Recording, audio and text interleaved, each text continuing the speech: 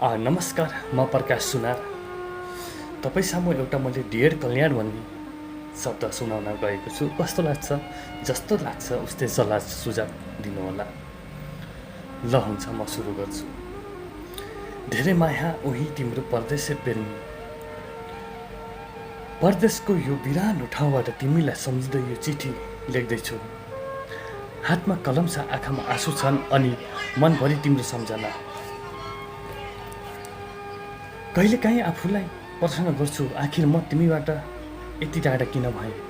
उत्तर एउटै आउँछ, हाम्रो भोलि राम्रो बनाउन आजको यो दूरी सहनै पर्ने रहेछ। यहाँ दिनभरि अरूको भिडमा हुन्छु, तर मनभित्र भने तिम्रै अभावले ठुलो खालीपन हुन्छ। तिमीसँग कुरा गर्न नपाएको दिन अधुरो लाग्छ। तिम्रो एउटा सानो म तिमीलाई माया गर्छु भन्ने शब्दले पनि मेरै सबै थकान हराउँथ्यो। राति सबै निदाइसकेपछि मोबाइल हेर्दै तिम्रो म्यासेजको प्रतीक्षा गर्छु। कहिलेकाहीँ तिम्रो पुरानो फोटो हेरेर चुपचाप आँसु झार्छु।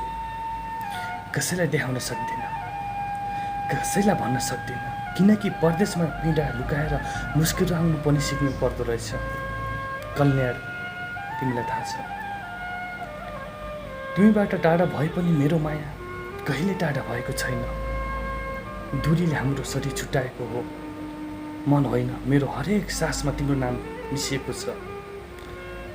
मलाई डर लाग्छ कतै यो लामो दूरीले तिमीलाई मबाट टाढा नबनाओस्। त्यसैले एउटा बाचा गरिदेऊ। समय बदलियोस्, परिस्थिति बदलियोस्, तर तिम्रो मनमा मेरो लागि भएको माया कहिल्यै नबदलियोस्। म यहाँ पसिना बगाउँदैछु, सङ्घर्ष गर्दैछु, केवल एउटा सपना बोकेर। एक दिन फर्केर तिम्रो अगाडि उभिने, तिम्रो हात समाउने अनि भन्न सकौँ, हेर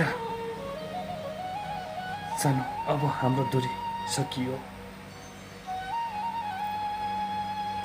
त्यो दिनको कल्पना गर्दा आजका सबै आँसु पनि मिठा लाग्छन्।